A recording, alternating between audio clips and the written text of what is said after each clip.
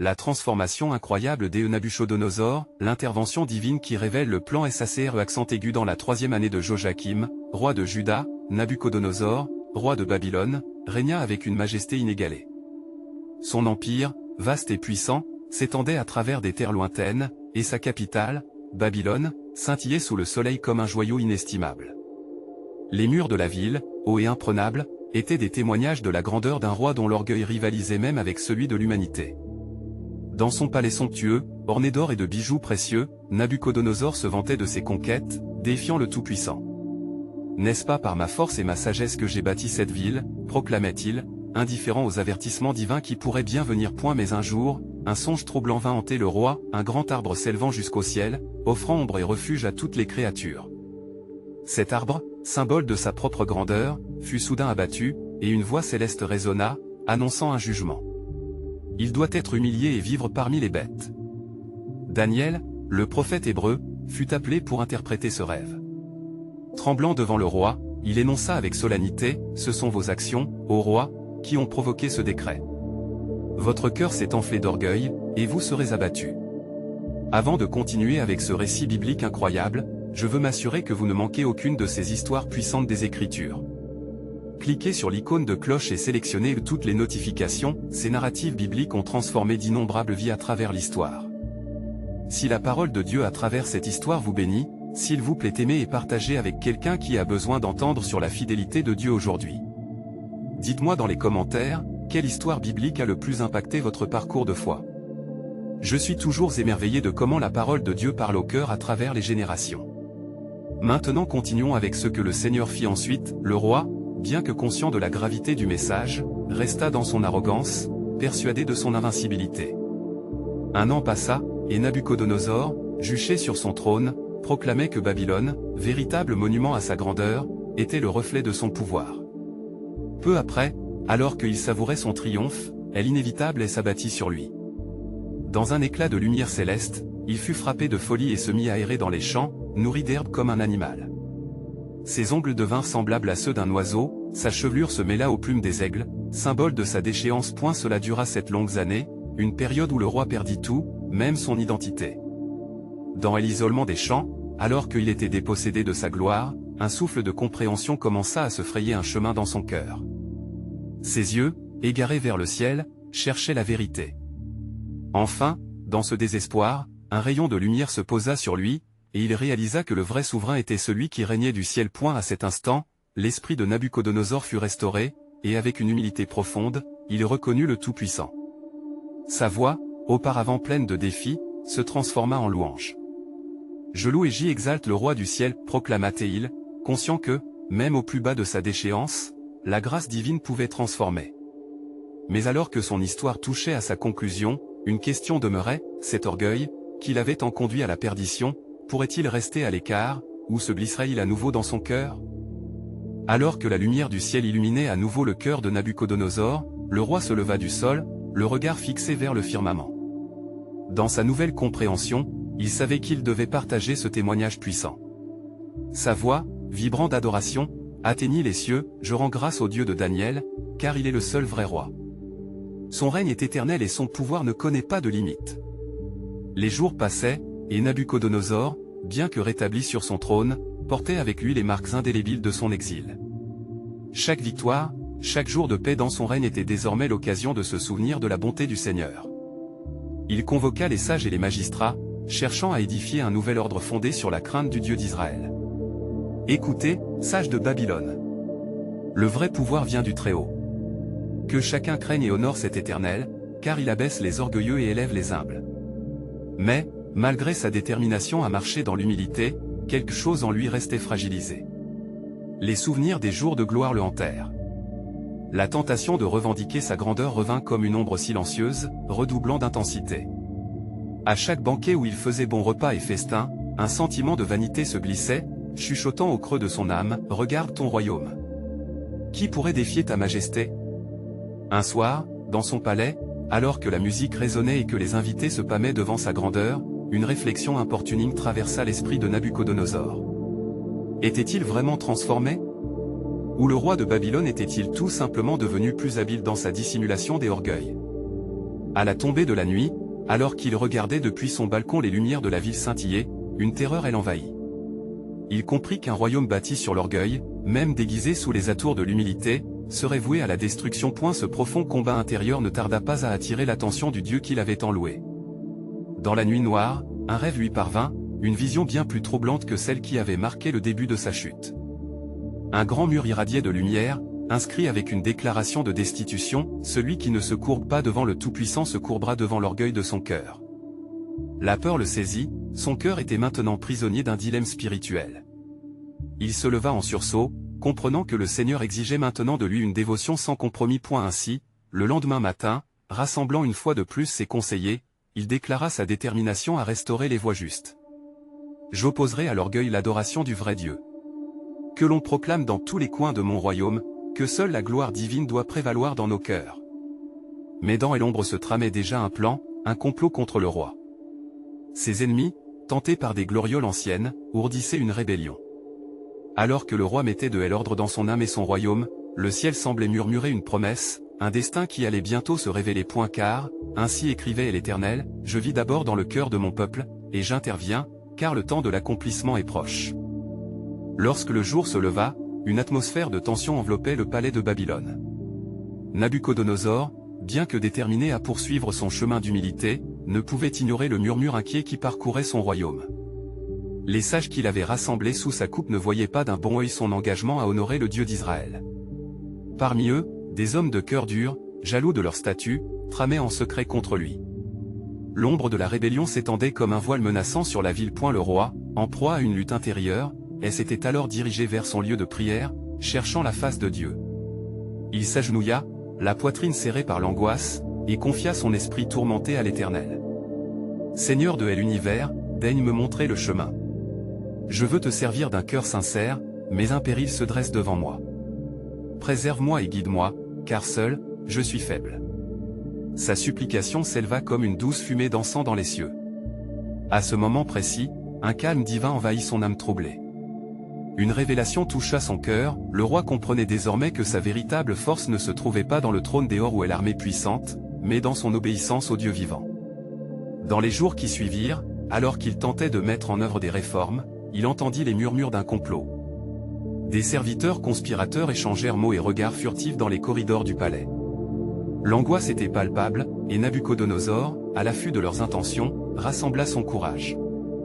Il n'allait pas capituler devant les forces de l'orgueil qui l'avaient déjà conduit à sa chute. Les jours passèrent et une fête fut organisée pour célébrer la paix retrouvée, un banquet opulent où la richesse de Babylone scintillait sous la lumière des torchets. Le roi invita Daniel, le prophète, pour se rapprocher de lui dans une union sacrée autour du Dieu qu'ils adoraient ensemble. Ils se mirent à glorifier l'Éternel, chantant des hymnes de louange, unissant leur cœur en une seule voix. Cependant, tandis que la table était dressée, une voix gutturale émergea de l'ombre. C'était l'ennemi, un serpent ancien qui avait souri perfidement dans le creux de l'esprit de Nabuchodonosor. « Vois comme tu es adoré, ô roi, chuchota-t-il, glissant comme une brume maléfique sur le banquet. Ne te laisses-tu pas emporter par cette adoration? N'est-ce pas là la preuve que tu es le roi choisi des cieux, que tous te doivent hommage? » Cette tentation, héritée des jours antérieurs, frappa le cœur de Nabuchodonosor avec une telle force qu'il en perdit ses mots. Mais lorsque la peur tenta d'envahir son âme, la promesse divine résonna en son sein, lui rappelant sa récente transformation. « Éternel, je suis à toi, murmura-t-il avec conviction. Alors qu'il se tenait là, la porte du ciel s'ouvrit, et une lumière éclatante jaillit dans la pièce, faisant taire tous les murmures. L'Éternel lui parut dans une vision, déclarant, « Nabuchodonosor, ne crains pas, car moi seul suis le maître de l'histoire. Continue à m'adorer dans l'humilité, et je te montrerai à quelle grandeur je peux te mener. Car, ainsi écrivait le prophète Ésaïe, car mes pensées ne sont pas vos pensées, et vos voix ne sont pas mes voix. » La révélation du plan divin se préparait, orchestrée par le Créateur, étonnante et grandiose, un chemin de gloire tout tracé pour ceux qui se soumettent à lui. Était déjà, les rumeurs du complot grandissaient autour du roi, le défi du ciel se mêlant aux intrigues terrestres. Une autre révélation était sur le point de surgir, marquant une étape décisive dans le grand dessein de Dieu. Les jours suivants, la tension au palais de Babylone atteignit son paroxysme. Les visages des conseillers de Nabuchodonosor étaient marbrés d'un faux respect, mais leur cœur était empli de jalousie. À chaque instant, le roi sentait leur regard, comme des serpents prêts à frapper. L'ombre du complot se renforçait alors que des murmures s'élevaient, évoquant des plans pour renverser celui qui avait osé se compromettre avec les préceptes de l'Éternel. Nabuchodonosor, partagé entre son désir de plaire à Dieu et la pression de ses pairs, décida d'agir avec sagesse. Il convoqua les plus illustres de ses sages et leur présenta la question de l'appartenance divine. « Dites-moi, mes sages, quel est celui que vous servez? Qui est ce Dieu d'Israël qui pourrait se tenir contre le pouvoir de Babylone ?» Une tension palpable s'installa. Les sages, redoutant la colère du roi, commencèrent à échanger des regards inquiets. Un des plus vieux, un homme aux cheveux gris et à la voix tremblante, s'avança. « Au roi, il est écrit que ce Dieu est souverain sur le ciel et la terre, et qu'il a la puissance sur les royaumes. Mais nous ne pouvons pas lui rendre l'honneur qui lui est dû, au risque de perdre nos privilèges. » Le roi, troublé par ces mots, se leva d'un coup, faisant vibrer les murs du palais. « Je ne permets à personne de mépriser le Dieu d'Israël. Je l'ai reconnu comme le véritable maître de ma vie. Je suis un roi par sa grâce, et non par mes propres mérites. » À ces mots de bravoure, un élan de courage pénétra le cœur des sages. Ils comprirent que la colère du roi mettrait fin à leur complot. Un jeune homme parmi eux, sage mais audacieux, osa s'exprimer. « Ô roi, il n'y a de puissance que dans l'humilité. Pourquoi ne pas prouver la force de votre foi en vous soumettant totalement au Dieu vivant ?» Nabuchodonosor, dans un moment de réflexion, se remémora la vision précédente et la parole de l'Éternel. Une conviction ardente naquit en lui. Il comprit que l'humilité ne le diminuerait pas, mais qu'elle révélerait la grandeur du Dieu qu'il servait. Éveillant son esprit à la divine sagesse, il décida de mettre à l'épreuve ses anciens conseillers. Il annonça un grand défi, une cérémonie dédiant le temple du Dieu d'Israël au sein même de son palais, où chaque homme, sage ou serviteur, devrait se prosterner pour honorer le Créateur. Les murmures se turent alors que cette décision stupéfiante atteignait chaque recoin du royaume. Cependant, parmi les nobles et les sages, la panique se répandit comme un incendie dans un champ de blé. Les conspirateurs, craignant de perdre leur influence, s'allièrent pour convaincre le roi que ce geste serait sa chute, un symbole de faiblesse inimaginable. Ils manigançaient déjà une manière de contrecarrer ce projet, se promettant de lever leur voix contre tout acte d'honneur rendu à un dieu étranger. Comme si le ciel écoutait cette nouvelle vague turbulente qui se préparait, une ombre mystérieuse se posa sur le cœur de Nabuchodonosor. Il comprit que ce défi n'était pas seulement une épreuve de sa foi, mais un point de bascule pour son royaume. Son esprit s'illumina du mot de Dieu, car l'Éternel connaît les voies des justes, et la voie des méchants périra. Psaume 1:6. Dans son cœur, une promesse germait. Le roi savait qu'il ne pouvait reculer. La stratégie divine se déployait, et un des plans de Dieu pour la restauration de son peuple aurait lieu malgré l'opposition. La transformation de l'esprit de cet homme sera un signe pour l'éternité, murmura l'Esprit Saint dans son âme, tandis qu'il se tenait sur le seuil d'une épreuve qui pourrait changer son destin pour toujours. Dans les ombres de Babylone, la promesse de Dieu se devinait déjà, comme un phare dans la nuit.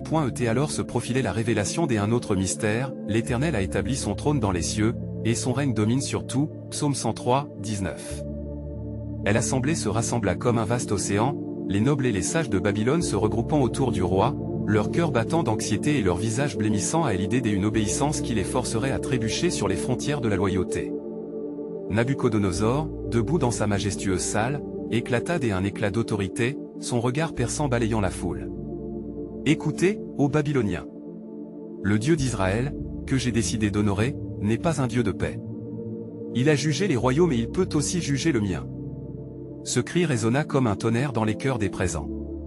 Les murmures reprirent, mais cette fois, ils portaient un parfum d'anxiété. Ce défi spirituel réveillait des sentiments de peur mais aussi d'admiration. Le roi lui-même réalisait qu'il touchait à quelque chose de plus profond que la simple politique. Les récits du Dieu des éternités prenaient vie autour de lui, et son âme en était indéniablement affectée. Parmi les nobles, certains avaient déjà concocté un plan perfide. Ils se glissèrent entre les ombres, comme des ombres booléennes, et se dirigèrent vers le roi avec une fausse prévenance. « Ô roi, qu'il nous soit permis de rappeler que le respect de vos dieux est aussi vital pour le royaume, déclarèrent-ils avec des voix douces comme du velours, mais leur cœur était empli de poison.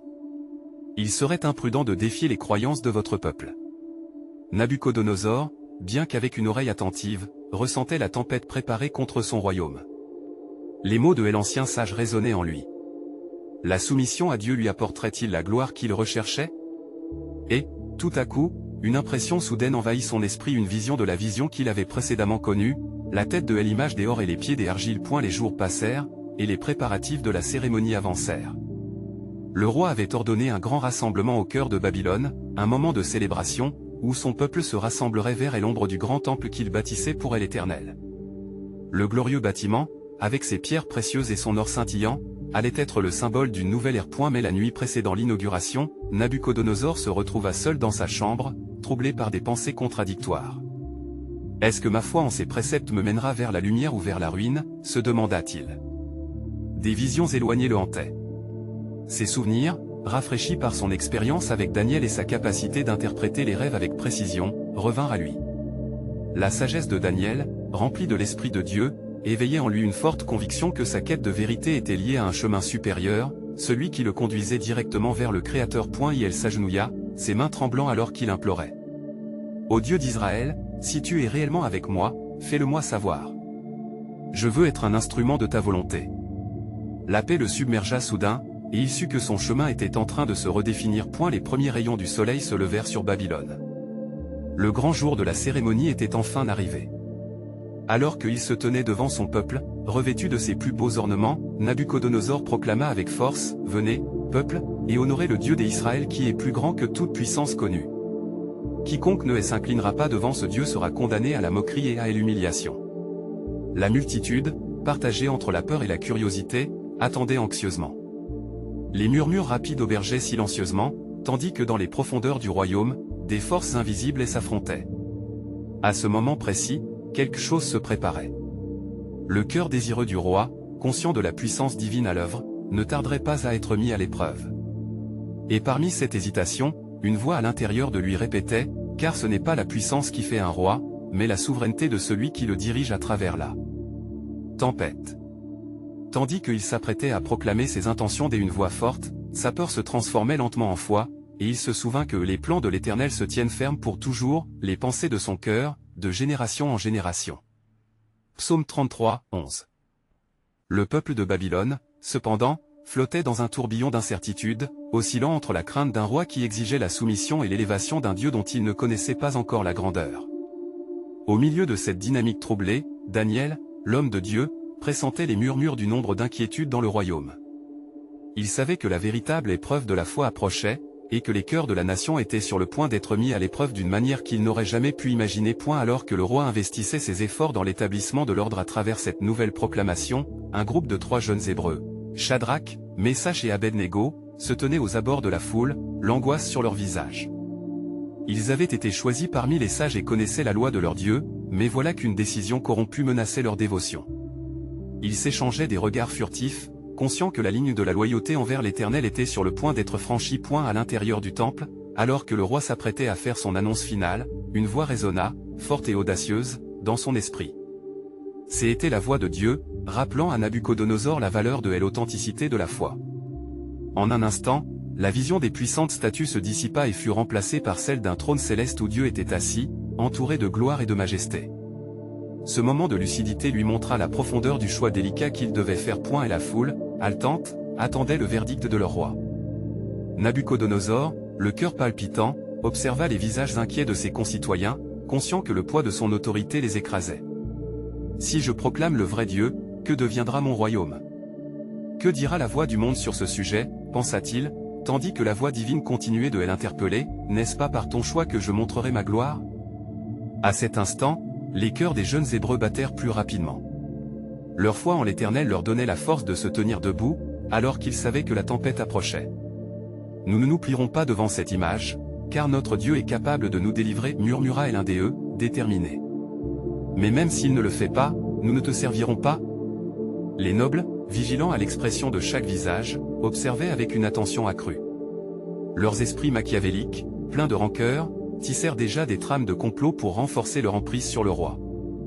Ils murmuraient à l'oreille du souverain, semant des graines de doute sur la vérité divine. Le roi, luttant avec ses démons internes, leva à nouveau les yeux vers son peuple. Une lutte intense se livrait en lui, une guerre entre l'arrogance de sa richesse et la vérité du Créateur. Tournant son regard vers les 3 jeunes hommes, il sentit un appel fort dans leur détermination. Et là, alors que la tension atteignait un paroxysme incroyable, Nabuchodonosor se sentit poussé à faire un choix qui pourrait bouleverser le cours de l'histoire.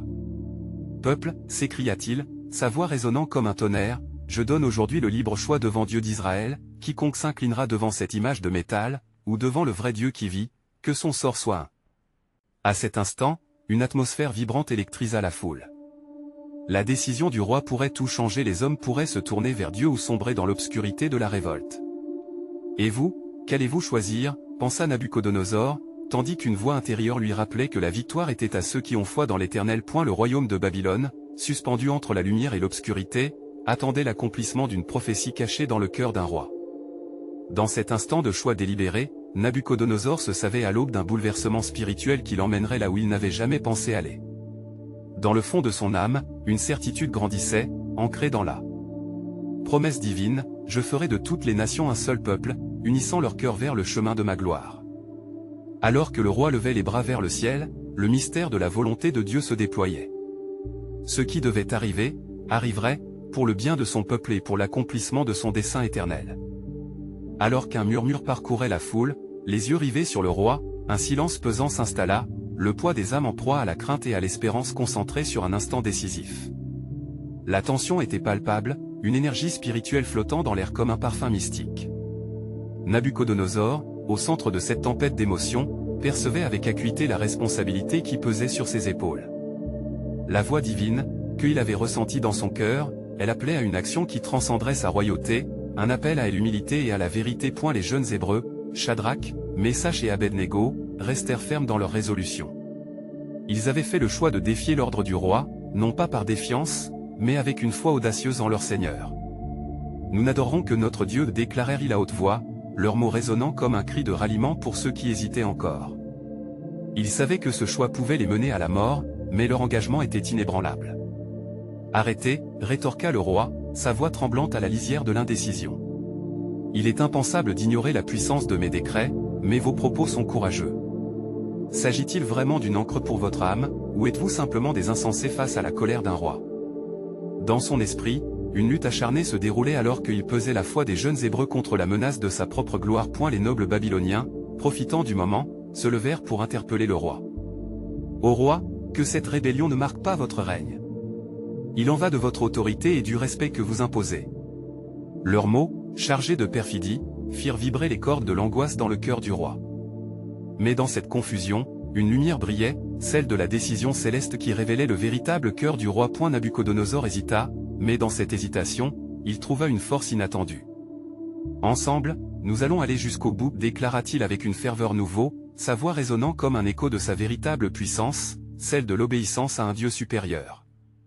Je ne peux condamner la foi sincère, même si je le désire.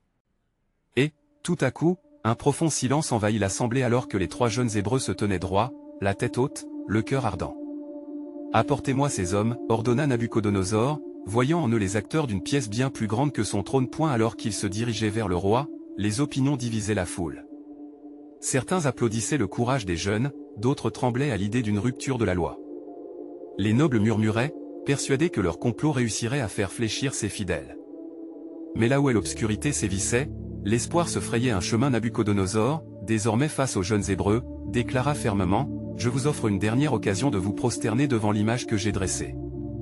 Sinon, vous serez jetés dans la fournaise ardente. Quel Dieu pourra vous soustraire à ma main ?» La défiance bruyante des jeunes hommes coupa court à la menace. « Nous n'avons pas besoin de te répondre, ô roi. Si cela se produit, notre Dieu que nous servons est capable de nous délivrer de la fournaise ardente, mais s'il ne le fait pas, sache que nous ne servirons pas tes dieux ni n'adorerons l'image que tu as dressée. » Le roi blêmit sous ce défi, et dans son cœur résonna l'écho de la voix divine. Chaque mot prononcé par ces Hébreux lui rappelait sa propre fragilité face à la puissance de l'Éternel. Alors qu'il réalisait l'impact de ces mots, une compréhension nouvelle illumina son esprit. Soudain, une pensée traversa son esprit tourmenté, une résonance des paroles divines, « Je déploierai ma gloire à travers ceux qui m'honorent. » Le royaume de Babylone était sur le point de connaître une transformation sans précédent, un retournement spirituel en cours, un éveil des cœurs. Et tandis que l'orage de la colère du roi grondait, la promesse divine s'approchait, le plan de Dieu, caché au cœur du roi, était sur le point d'être révélé. « Je vous montrerai ma puissance, car j'ai appelé les méchants à une reconnaissance de ma majesté. Préparez-vous, car le temps du jugement et de la miséricorde est à la croisée des chemins. » Alors que la tension dans la cour du roi Nabuchodonosor atteignait son paroxysme, une ombre de perplexité enveloppait le roi lui-même. Les paroles des jeunes Hébreux, vibrantes de vérité et de foi, résonnaient en lui comme un écho de ce qu'il avait longtemps étouffé, la quête d'un sens supérieur, au-delà des images de bronze et des dominations éphémères. Qu'elles soient, ces paroles de défi, s'écria Nabuchodonosor, en proie à une rage de nerfs mêlée à un sentiment d'émerveillement. Il se tenait face à Shadrach, Meshach et Abednego, et, malgré sa position, un frisson d'incertitude parcourait son corps. « Approchez, répondez-moi. Quel Dieu peut résister à ma puissance ?» À cette question, les jeunes Hébreux restèrent stoïques, leurs visages illuminés d'une sérénité inexplicable. Shadrach prit la parole, les yeux fixés sur le roi, déterminé. « Ô roi, notre Dieu est l'Éternel, créateur des cieux et de la terre. Son pouvoir est au-delà de toute compréhension humaine. Même s'il ne nous délivre pas de la fournaise ardente, nous ne pouvons nous prosterner devant une image façonnée par des mains humaines. » Les nobles babyloniens, irrités, échangèrent des regards malveillants, convaincus que l'impertinence des Hébreux mènerait à leur perte. Mais le roi, perturbé, commença à percevoir une fissure dans son propre cœur, une lutte interne entre l'orgueil de son trône et la puissance d'un Dieu qu'il ne pouvait encore pleinement appréhender. Et la fournaise, dit-on, brûlait avec une intensité que même les flammes de l'enfer ne pourraient égaler.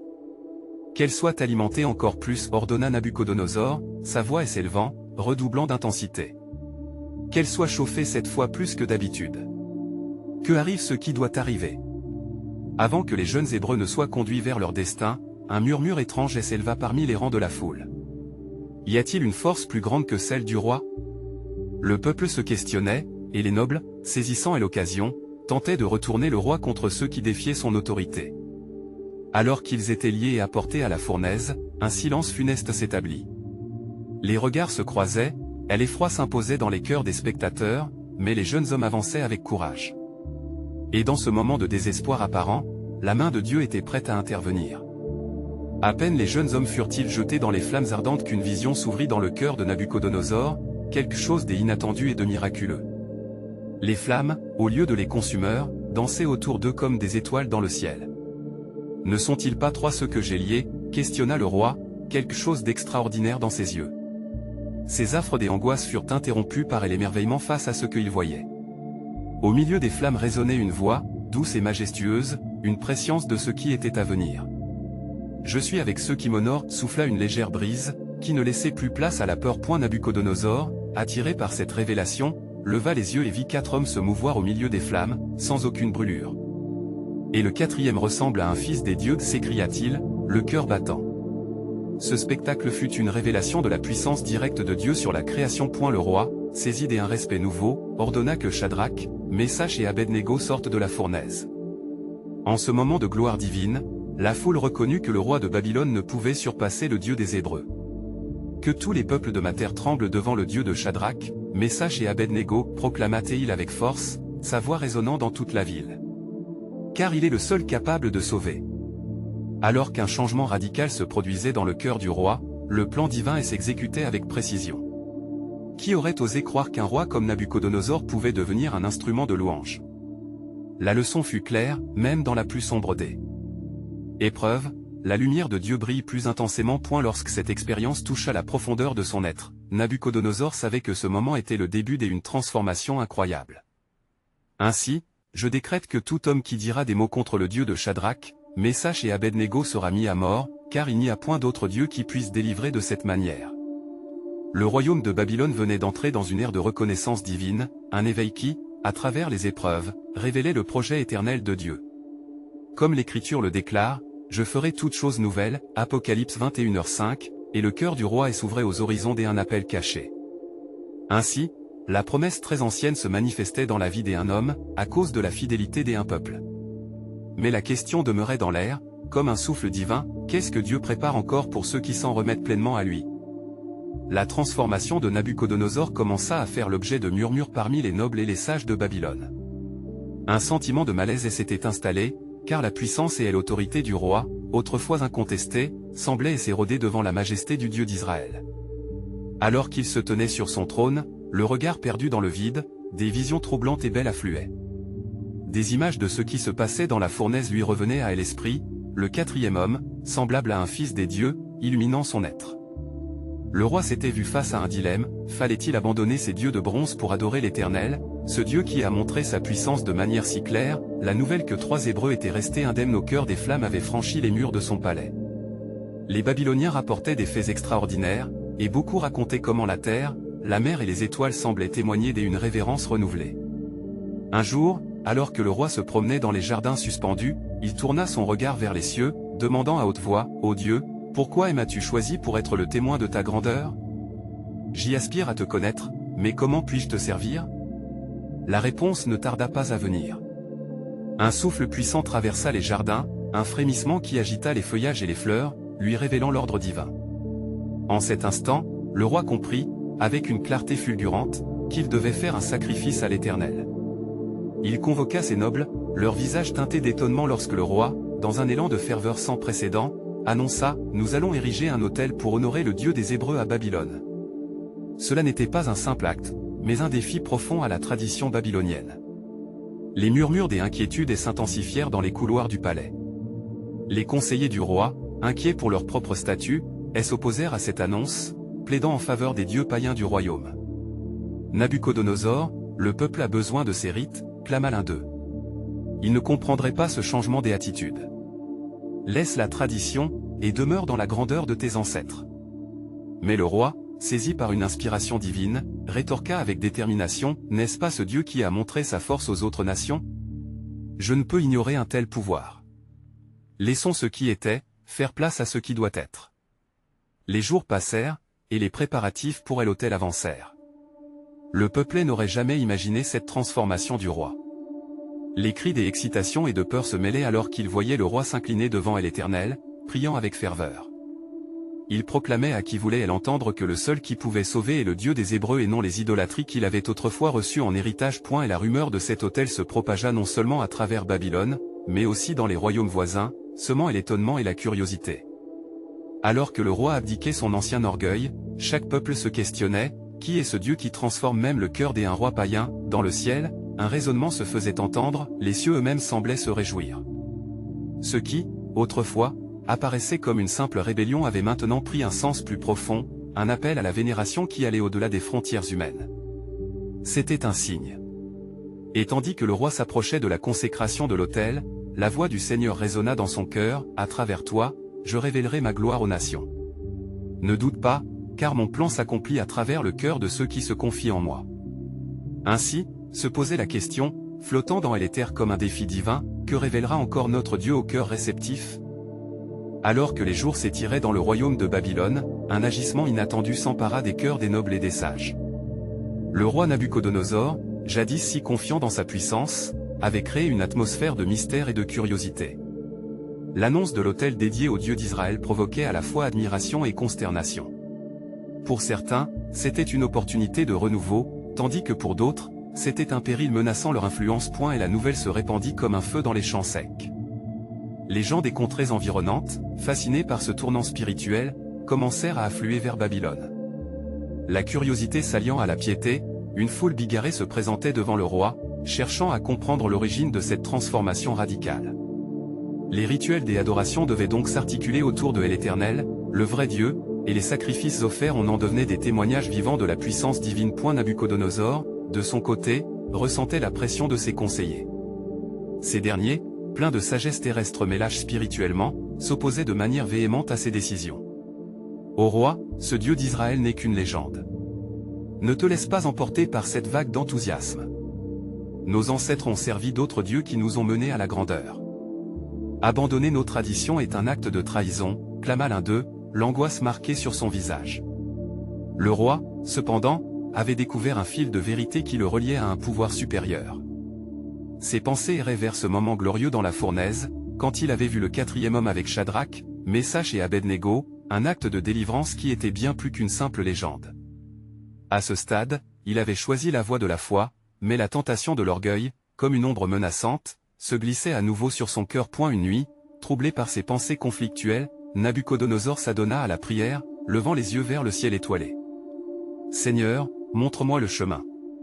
Si toi, l'Éternel, as conçu ce plan, permets que ma décision soit ferme dans l'insertion de ta volonté dans mon royaume. » Dans ce moment de communion, une douce certitude l'envahit, une paix qui surpassait toute compréhension. À un matin de son épreuve spirituelle, le roi descendit au trône avec un regard déterminé. « Écoutez, ô nobles et sages de Babylone, annonça-t-il d'une voix ferme. Je proclame dorénavant que tout homme dans mon royaume, quelle que soit sa nation ou sa langue, devra honorer le Dieu vivant, le Dieu d'Israël.